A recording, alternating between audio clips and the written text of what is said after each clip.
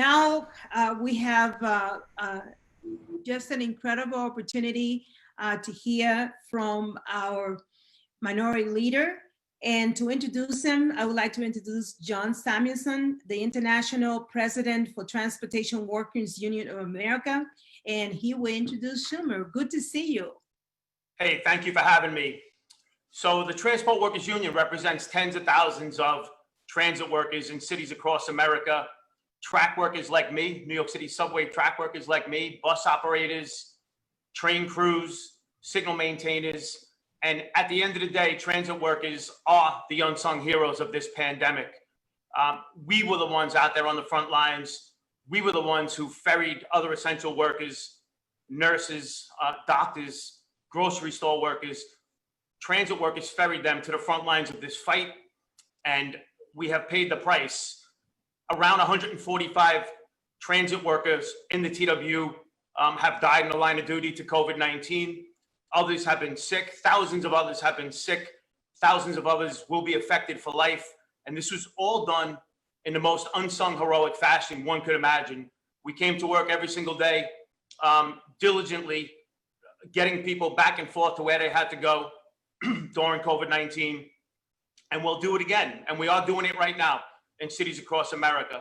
So $32 billion is what we need. $32 billion is going to bail out, and at least for the rest of 2020, this vital public service and end these hundreds of thousands of transit worker jobs. There are so many working communities across America that are built around these solid blue collar jobs that we find in the public transit industry, in mass transit.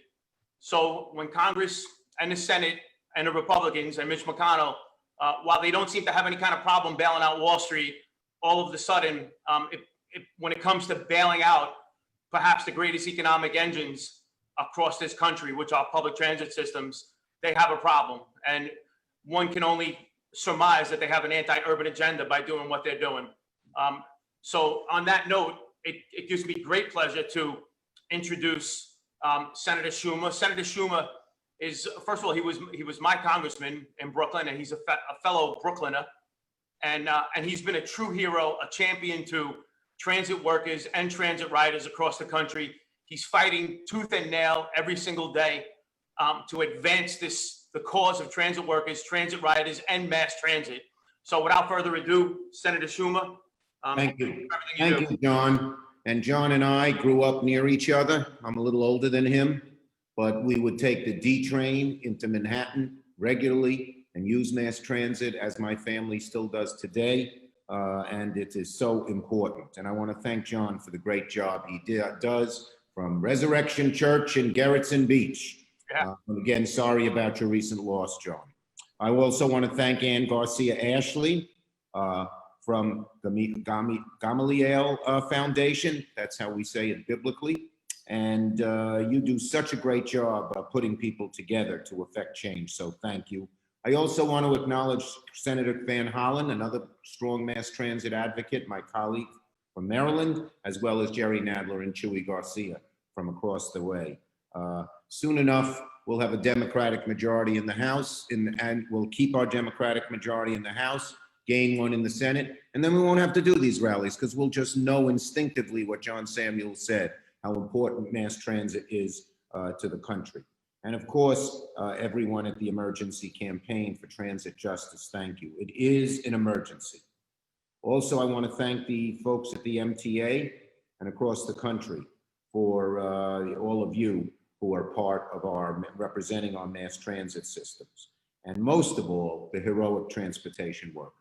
I know them. Many of them live in the neighborhood I grew up in.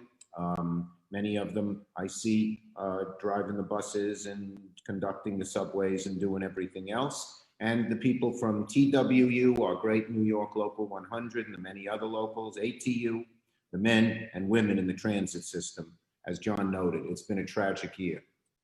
These people just were selfless. By the way, when some of the buses weren't working, subway drivers walked 5 miles to drive their subway, to go to their subway stops in New York City to show their dedication. But we lost over 130 of New York's transit workers from COVID. We honor them. We remember them and every transit employee who risked their lives because they were essential workers to New York. So as we speak, negotiations continue between myself, Speaker Pelosi, and the administration on the COVID-4 relief package. The truth, we're still very far apart on many important issues. But after 4 months where the Republicans delayed and wouldn't even talk, at least we're sitting down and beginning to move in the right direction. If I had to describe the main difference between the two sides right now, it's simple. Democrats in the House and Senate understand the scope and scale of the crisis we now face. This is the greatest economic crisis in 75 years since the Depression. It's the greatest health crisis in 100 years since the Spanish flu pandemic. We know we have to do, this is when government is needed. And what do our Republican colleagues want to do? 20 Senate Republicans, if you can believe this, don't want to spend one nickel. Their mantra, let the private sector do it. That's what they think.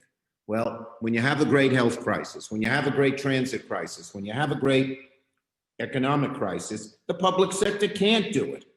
And so we are fighting them. We're fighting them to extend unemployment insurance. We're fighting them to prevent evictions. We're fighting them to provide state and local aid and to help our schools. But at the very top of our list, in addition to these things, to jumpstarting our economy means getting people back to work safely. And that means mass transit, fully operational, fully funded mass transit. I believe, Democrats believe, the next COVID bill should include robust investment in our nation's infrastructure, and especially an investment in mass transit. So in the CARES Act, that was COVID-3 that passed back in April, I made sure we included $5 billion in transit funds for New York and New Jersey and $1 billion for Amtrak. These were crucial resources. So make sure that Amtrak didn't have to tap their capital reserve funds to maintain their operation. And now we have to help all the mass transit systems in the country. And so I fully support and will fight to secure our proposal of $32 billion to help our nation's mass transit stay in operation and recover from the crisis. As a New Yorker, you know, the transit system is the blood and arteries and veins of our system. Without it, we die, just like the body dies without blood going through it. Subways are the lifeblood. And that's not just true in New York. That's true of so many cities, from one end of the country in Boston all the way to the other end in San Francisco. But with so many people staying home, with state and local governments facing budget cuts, we're in danger of seeing the transit systems, already facing difficulty before the pandemic, fall into much deeper instability. We're working really hard to get our Republican colleagues to understand that. If we secured a robust investment now, it would go a long way, as John mentioned, in igniting economic activity across the whole country. There's no better way to do it. And investing in mass transit now will ensure that hardworking American families can keep relying on the train, the bus, the subway to earn a living, because that's how the vast majority of people in cities and even in suburban areas, many get to work. So this is one of my top priorities as senator. It's in my blood, it's in my bones. Investing in mass transit is about economic fairness, it's about opportunity. For years, I've tried to work with the president on a major infrastructure bill, but you know, negotiating with him is like negotiating with Jell-O. He just slips around all over the place and never makes a commitment that he keeps. Investing in mass transit is one of the highest items. We have brought it up and said it's essential, Nancy Pelosi and I, to Mnuchin and to Meadows on repeated occasions. And we said we have to have it. And now we need your help. You got to pressure the Republican colleagues on the issue. As I said, they're resisting doing anything, but they're feeling the heat. They're feeling the heat. Their constituents want help. 75% of America wants a big, robust bill. We just saw a survey this morning. Do you prefer the Democratic $3.4 trillion bill or the Republican $1 trillion bill? 67%, I think it was, of America preferred our bill. So the American people are on our side, but we got to wake the Republican colleagues up. So I would urge every one of you who's in state with a Republican senator to make sure all the people, all your workers, and all the people who rely on mass transit, whether they're taking it now or still staying home, call, write, email, protest, picket their Republican senators and say, we need this. And if you're from a state with 2 Democrats, because Kirsten Gillibrand supports just what I do, then reach out. How many of you have family who retired to Florida or Arizona? How many of you came from a different state and still have friends and family there? How many of you have relationships with people in different states? Get on the phone today. Call them. Tell them to call their senators. We got to put the heat on these people who, like ostriches, they have their head in the sand. It's like Herbert Hoover during after the stock market crash. He said, let's do nothing, and it led to the Great Depression. If these guys had their way, the same thing would happen now.